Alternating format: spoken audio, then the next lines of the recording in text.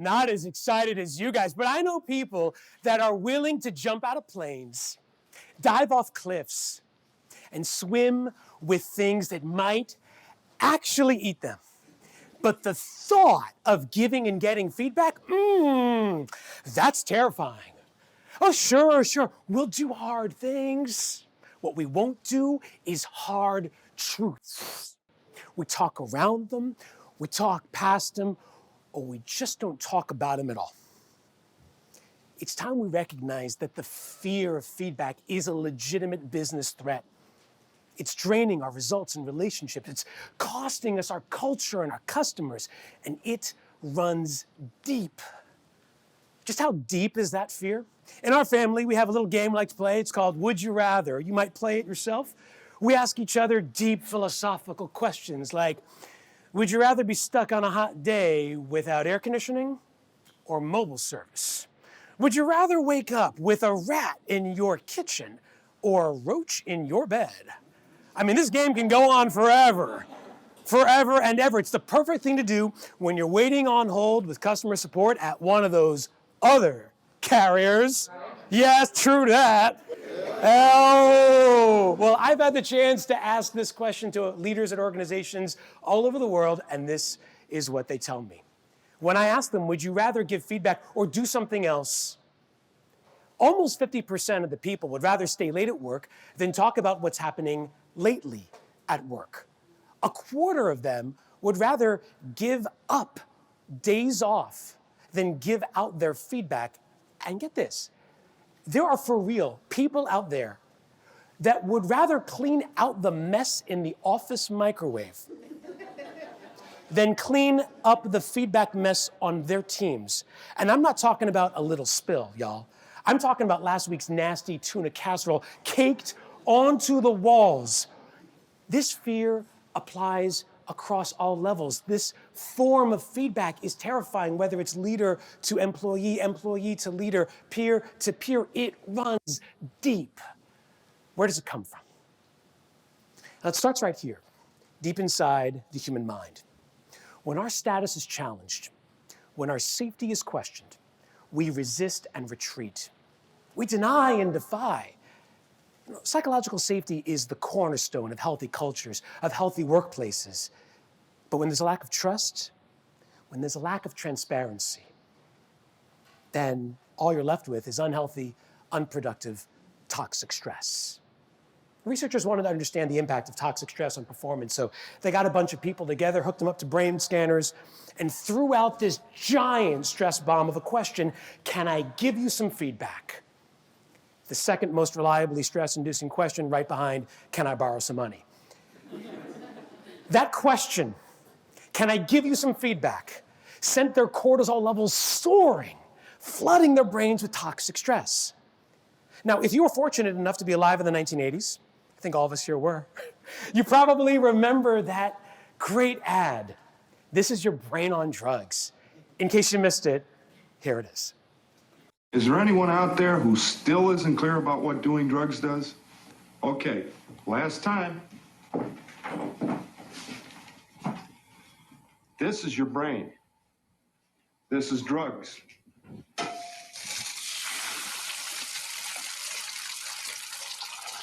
This is your brain on drugs. Any questions? Did I just take you back 20 years? Well, this is your brain on feedback. Scared, stressed, shut down. The parts of our brains that are responsible for creativity and executive function, the parts of us that make us, us. They literally go dark whenever feedback is fearful. Now, I was a kid when I saw This Is Your Brain on Drugs, and it had a profound impact on me.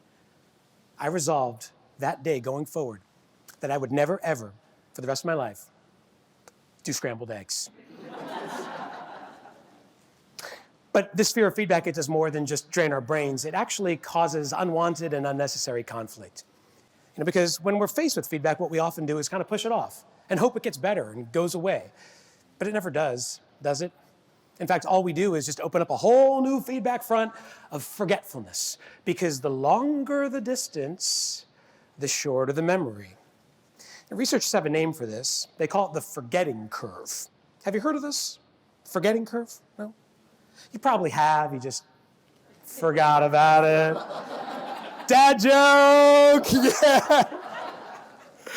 The forgetting curve is exactly what it sounds like, right? As soon as we learn new information, as soon as we process new experiences, there is a sudden and steep drop of information recall, almost 50% within the first 24 hours that we learn it.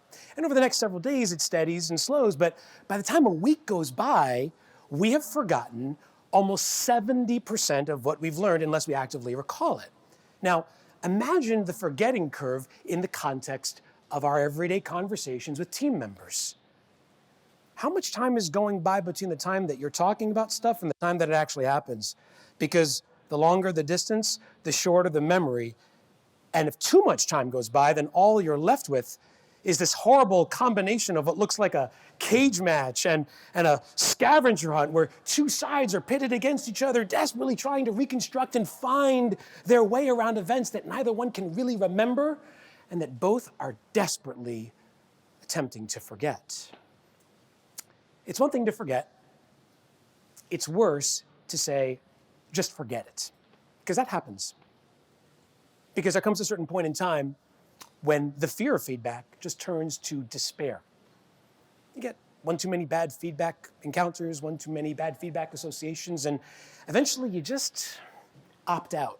You give up. And while it's hard to put a price tag on that, I think it's in the range of $193 million.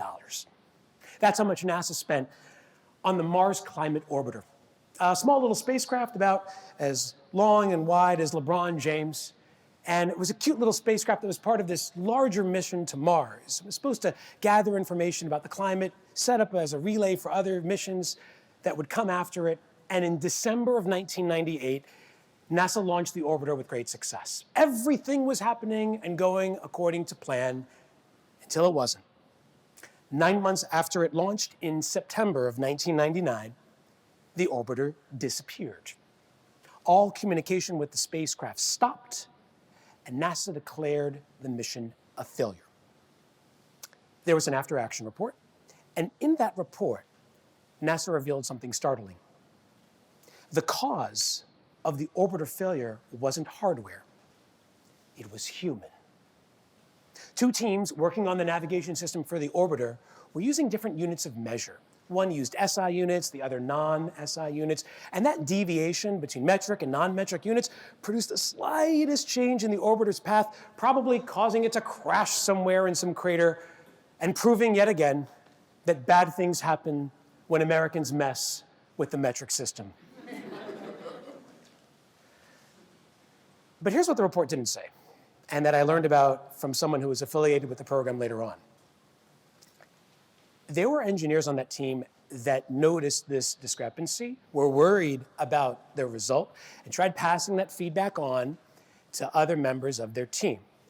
That feedback got so rolled up in red tape, red, not magenta, that it just caused them to stop trying. They literally just stopped pushing the issue and opted out. And the result was a $193 million mistake. Toxic stress, time lapse, blame, shame, pain. This is the feedback of fear. But here's the good news. There is a feedback fix, a way forward. We can create a bolder, braver vision of feedback. We can challenge the status quo and create something that is so strong, so powerful, and allows us to never stop growing. A fearless feedback approach that looks out towards the future and not back at the past. Not feedback. Feed forward. Feed forward is the new fuel of feedback. It focuses on future possibilities and not just past failures. With Feed Forward, we can turn power into partnership, reports into relationships, actions into agency. We can take that fear and contain it. We can name it, and we can turn it into a cause for joy, because feedback looks back on a past that we can't change. Feed Forward looks out on a future that we can. Feedback is about fear. Feed Forward is about joy. Feedback is about what we do to others. Feedforward is what we do for them. Now, when I think about this, if we want to change our message, we've got to also shift our mindset. Because when we think about what we're doing to others, that's fear. But when we shift, small shifts, we can actually unlock the potential of feedback. Take two people standing beside the same window, gazing out at the same picture. They can come back with two totally separate pictures, two separate views. That's what I call window gazing. And when you give feedback like a window gazer, you actually don't get two views anymore. Because when one team member is window gazing at another team member, there's just one view, and that's the view of the gazer, the view of the giver, the person who's giving that feedback. Window gazing is about telling and selling, me telling you what I see and selling you on my view and version of events. And we all know how that ends up. Blame and shame, denying and defying, the feedback of fear. But when we shift from window gazing to mirror holding, we get a new view. Because when you give feedback like a mirror holder, when you hold that mirror up to somebody else, there's still one view, but it belongs to the person on the other side of that mirror, on the other side of that conversation. It belongs to the receiver. The job of the giver is simply to enlarge and expand that person's view so that people can see themselves in an entirely new way.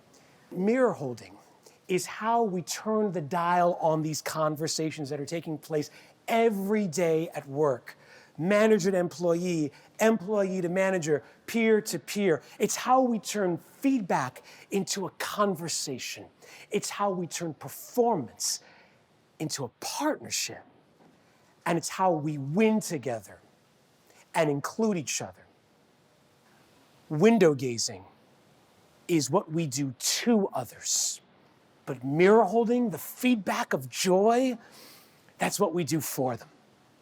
But sometimes our desire to do for others stops us from actually sharing the message that needs to be said.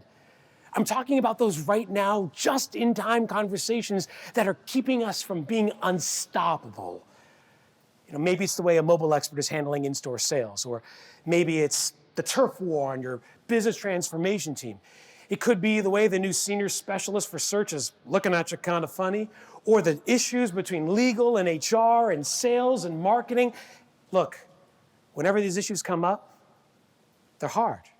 So what do? We don't.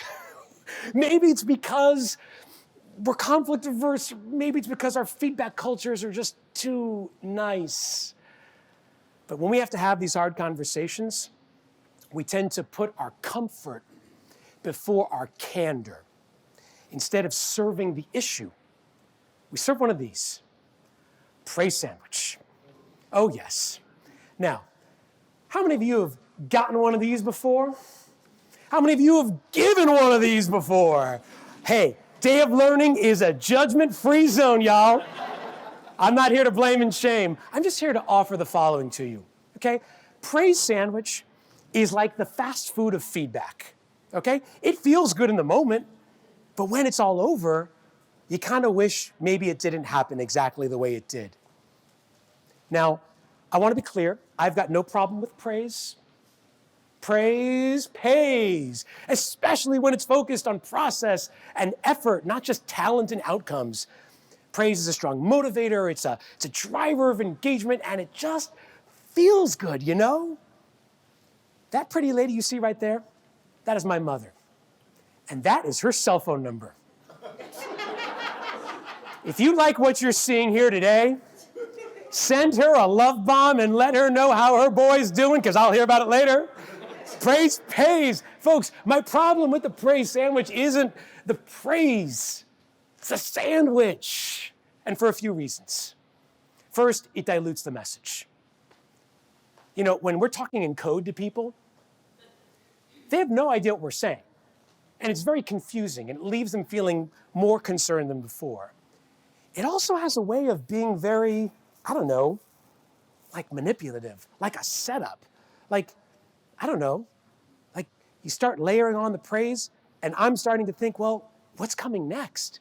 And my mind starts racing and bracing for that next thing. And I'm not really listening to what you're saying right now. But the real problem with a sandwich, the reason it doesn't satisfy, is because it diminishes trust. Remember what we said before about feedback? It's a relationship. It's not a report. Well, you can kiss that goodbye when you talk in code to someone. Because when I get a praise sandwich, and I've gotten my share of those praise sandwiches, I'm thinking to myself, if you know me, like me, and trust me, then why don't you just come out and tell me?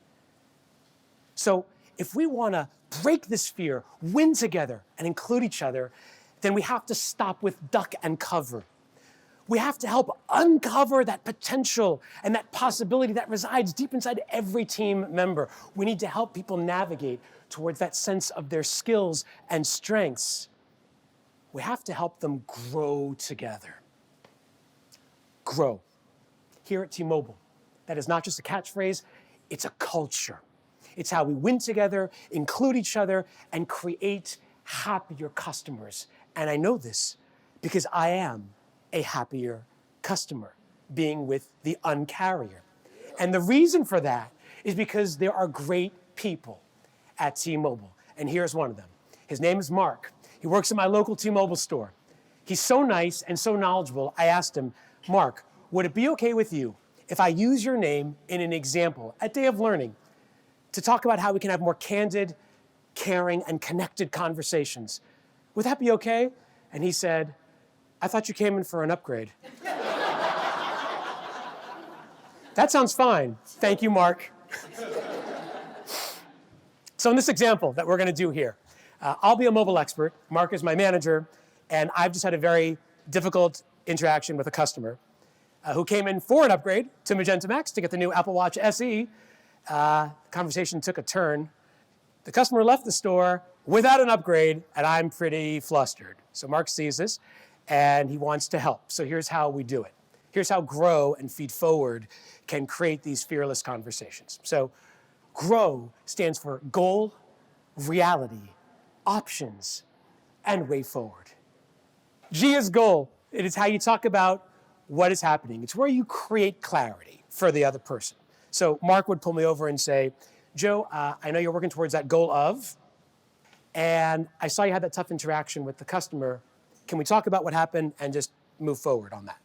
So notice how Mark doesn't just talk about the goal that I'm working towards, whatever that goal may be, but he also creates goalposts for me where he says what's happening and where it's happening. He creates a destination for that feedback, because when you name feedback, you can tame feedback. And it doesn't eliminate all the fear or make it all better, but by putting a container around it, it actually makes it easier for us to process. So first start with the goal, and then you move to the reality. This is where we match candor with caring. Now, it's one thing to force reality on somebody. We know how that feels. But it's another to help others face reality with a sense of purpose and support, that you're there for them, that it's not a game of gotcha, but got ya. I got ya here. We're winning together on this. And when you hear that kind of a message, when it's a message of support, it's a different tone, it's a different tune. When Mark says to me, Joe, I saw that was a tough interaction you had. I care about you and I care about our customers. I want to win together and I want to create happier customers. And I also want you to be happy because your happiness matters to me as well. So here's how we can move forward on this. Let's talk it out. That kind of feedback, it's almost magical. Researchers at the University of Texas wanted to understand the impact of feedback on performance. So they got together a bunch of high school English teachers, asked them to give out two different types of feedback. One group gave out generic feedback. Nice job, good work. It's called a comma, buddy. Try using one once in a while. And the other group gave out generic feedback, but with a twist. A small 19-word message written on a Post-it note, tacked right onto the top of each and every essay, and it went like this. I am giving you this feedback because I have high expectations of you and know you can reach them. They called it magical feedback, and the result was magical.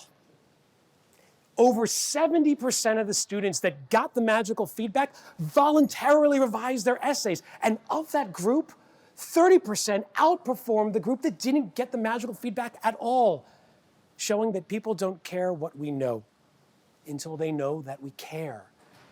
When you set a reality for people that challenges and supports them, there is no issue that can get in your way. The real magic happens, however, in the last two stages of GROW, options and way forward.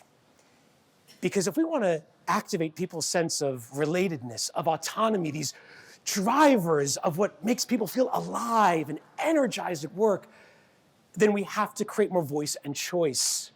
We have to put them in the driver's seat of that feedback. And to do that, we ask them the question, what are you seeing here? Joe, how are you seeing this? Here's how I look at it. What's your take? And by providing those options, we clear the path for finding common ground as we move forward together and carve out a path where the person who's closest to the problem is now closest to the solution. Goal, reality, options, way forward. When we grow together, there is nothing that keeps us apart. But if we want to help people grow, then we have to be careful about what we show, because what we show matters more than what we say. I was at Target with our youngest. He was 5 at the time. One minute he is right there next to me, the next minute, he's not. You ever get that moment of parental panic where you're like, where's my kid? Thankfully, he was fine. He just scurried off to the next aisle. And as we joyously reunited right there in front of the Legos, 2 bays down from Barbie's Malibu Dream House, as we reunited there, I told my son 2 things. First thing I told my son, I'm so glad you're okay. I was worried about you. The second thing I told him, when we get home, don't tell mommy. So we get home and the first thing he does is tell mommy. Mommy's very upset. I immediately try to smooth things over by coming up with an excuse like, oh, I didn't lose our son, I just, lost track of him, thinking in the moment that was a smart thing to say. Looking back on it now, I realize it was pretty stupid because mommy's now very upset and she gives me the look. The look that if it came with the caption would read, very disappointed, proceed with caution. You ever get that look before? Manager, team member, mother-in-law? No? It hurts. It hurts. But the truth is my wife didn't have to say a thing because her look said it the loudest. Because what we show matters more than what we say. But we also have to be careful about the feedback face that we show people. When we give feedback, critical feedback, with a positive face, smiles and nods, it actually makes the message sound in the ears of the other person a lot better than it was. It goes from bad to better. And the opposite is also true. When people give positive feedback with a negative face, scowls and frowns, it actually has the effect of seeming much worse than it is. The really interesting part of this research, though, is that putting a sad face on what is otherwise happy feedback actually makes the sting of that feedback last longer and hit harder than just saying the actual words with no facial expression. What we show really does matter more than what we say. But if we want to break this fear and win together and include each other, then it's not just about the face that others see, it's about how they feel seen. Because we have information that we want to share with them or ideas we want to put forward, but they're not going to care, they're not going to listen until they know that we care. Watch this. It's just, there's all this pressure, And sometimes it feels like it's right up on me and I can just feel it, like literally feel it in my head, and it's relentless. And I don't know if it's going to stop. I mean, that's the thing that scares me the most, is that I don't know if it's ever going to stop. Yeah. You do have a nail in your head. It is not about the nail. Are you sure? Because, I mean, I'll bet if we got that out of there... Stop trying to fix it. No, I'm not trying to fix it. I'm just pointing out that maybe the nail is causing... You always do this. You always try to fix things when what I really need is for you to just listen. No, see, I don't think that is what you need. I think what you need is to get the nail See, you're out. not even listening now. Okay, fine. I will listen. Fine. It's just... Sometimes it's like there's this achy... I don't know what it is. And I'm not sleeping very well at all. And all my sweaters are snagged. I mean, all of them. Yeah, that sounds really hard. It is. Thank you.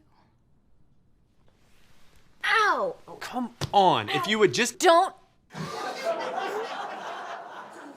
We could spend a long time on that.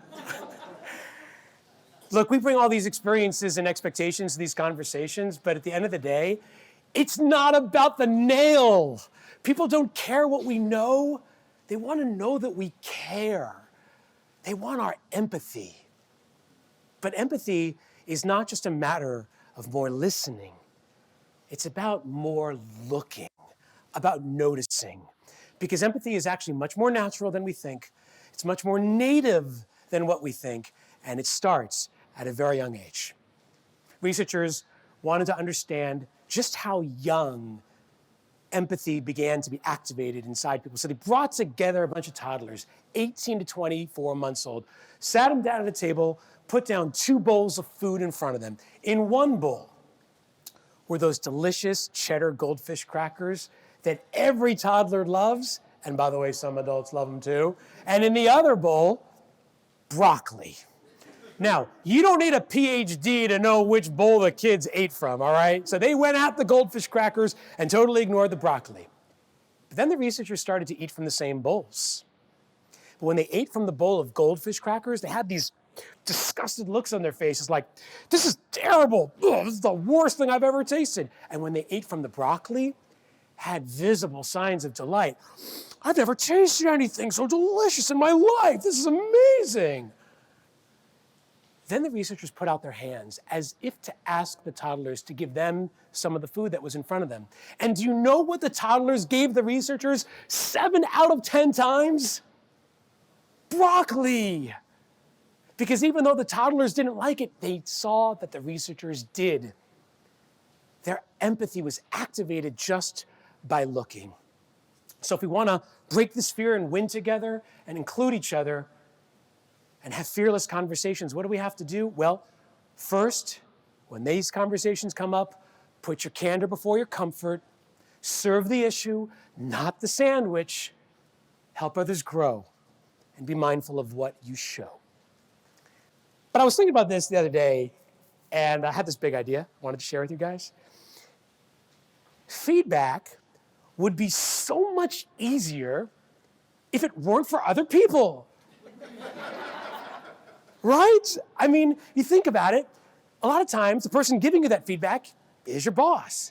Well, what if your boss is the kind of person that doesn't really give out feedback, is kind of stingy with it, right? If you wait for it, it might be too late. If you push for it, you might be too aggressive. So what do? Or what if your boss gives you feedback and you're like, send that back. Don't want it. So as we close our day of learning together here today, and what a joy it has been to learn with you all today. Big magenta love. Let's go. Yes. As we close this all out today, I got to get some of those. As we close this out today, let's focus on how to get the feedback we'd like to have and like the feedback that we actually get. Let's start with the boss that actually doesn't give you the feedback you need when you need it. So here's the thing. If we want to act like owners, then it's our opportunity. It's our responsibility to ask for that feedback, to be like feedback magnets that pull it in, even if it's not coming across. How do you do that? By asking better questions. And here's a few that I think are helpful in terms of pulling in that feedback and becoming a feedback magnet to get what you need when you need it most. The first category are called light bulb questions. This is how we gain clarity. It's how we focus on the what of feedback. You know, what's happening, where it's happening, what it means, and what it means for us. Questions like, can you tell me more about that? Or, what makes you say that? I'm curious. Or, have you seen this before? Has this come up in other places? Are you hearing this from other people? When we ask light bulb questions, we can make progress because we've now made sense of the feedback. So if you want to make progress on feedback, first make sense of the message. Then there are these funnel questions. Funnel questions focus on the how of feedback, not just the what. They drill down deep into the core of feedback, and they help us understand the assumptions and the basis of that feedback. Questions like, how did you get there? How did you determine that? I'm wondering. Can you share your reasoning on this with me so that I can better understand you? What's really driving this issue for you? If we want to go farther with feedback, then we have to start by going deeper. And finally, chairlift questions, where we raise feedback to this new plane, where we can get a broader view of causes and connections and consequences of this information. It's where we become more aware from a higher view. What am I not considering here? What are some of the outcomes that I haven't looked at? What are my goals? Because if we want to give our performance a lift, then feedback can't stay on the ground. Light bulbs, funnels, chairlifts, they're powerful feedback magnets that can pull that information in when it's not always coming across. But if we want to connect the vision here at T-Mobile and connect the dots in our own performance, then sometimes when we get negative feedback, we have to make a choice. Is this going to leave me feeling bitter or better? So what do you do when you get feedback that you don't very much like and want to send back? Step one, ask yourself some hard questions. I tell my kids, whether feedback is a setback or a comeback, that's up to you. Because while we don't get to choose the feedback we get, we always get to choose where it goes. And when I tell my kids that, they're like, next. But it's true, because we always can control what happens next. So ask yourself a few questions. Is this personal? Am I the problem? Is it something that I can control? If it is, let me try to fix it. If it's not, move on. Is it pervasive? Is this feedback happening everywhere or just somewhere? Think of feedback as like a heat map. Where is it lighting up? Am I hearing this from other sources? Is this something I've heard before from other people, from my manager or colleagues? And is it permanent? Is this feedback here to stay or just here today? And if you ask yourself those questions, you can start to get more clarity around the feedback and help you move forward in a way that leaves you feeling better and not bitter. But we don't get better all by ourselves. For that, we need other people. And so widening the feedback circle is the second thing we can do to deal with the feedback that we get that we don't like very much. I have a challenge network. People in my life, loved ones, coworkers, people who know me, people who want to support me, who care about me, who will give me the real about my issues at work and in life, and they help me. Who's in your challenge network? Who do you turn to when you feel all turned around? Because we can't get better all by ourselves. And finally, return to the source. This is a hard step, but the two most important words you're supposed to say when you get bad feedback is not yes, sir, yes, ma'am. It's thank you. Express gratitude for that feedback, because that person who gave you feedback, it might have been hard for them too. And by you expressing gratitude, you're going to do two things. First, you're going to close the loop. You're going to make peace with the past, and you'll be able to move forward together. But you're also going to open a lane, because now that this individual knows that you're receptive to feedback, that you sat with it and thought about how you could grow together with it, it's more likely that person's going to give you feedback in the future. And you're going to open an invitation for dialogue and discussion and build more trust, because that person knows that there's a virtuous cycle waiting at the end of that conversation. We can't go back and change the past, but we can start right where we are and fix the future. When you get negative feedback, Don't get bitter. Get better. Don't look back on a past that can't be changed. Look forward to a future that can. So as we look forward to this new bliss of feedback, let's take a quick look back at what we accomplished here today. We started our journey with the feedback of fear, talking about blame and shame and pain. This is your brain on feedback, toxic stress, time lapse, and the feeling that we're being judged. It costs us our sanity, it costs us our dignity, and it may have cost NASA $193 million. But we talked about how we can change the status quo, challenge it, and build something better and bolder that invites more participation, that turns feedback into a partnership. The power of mirror holding, of not telling and selling, but listening and learning. We talked about how we can invite people into our lives and give them the power to take agency and action on that feedback. How we need to serve the issue and not the sandwich. And how if we want to grow together, we have to be careful about what we show. And finally, when it comes to unleashing fearless feedback in our workplaces and in our relationships, we can't go forward if we stand still.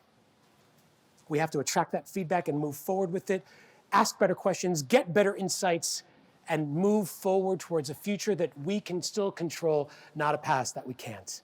If we do that, if we are brave enough and bold enough to make that fearless shift from feedback to feed forward, to stop looking at who people are and to start imagining them for who they are becoming,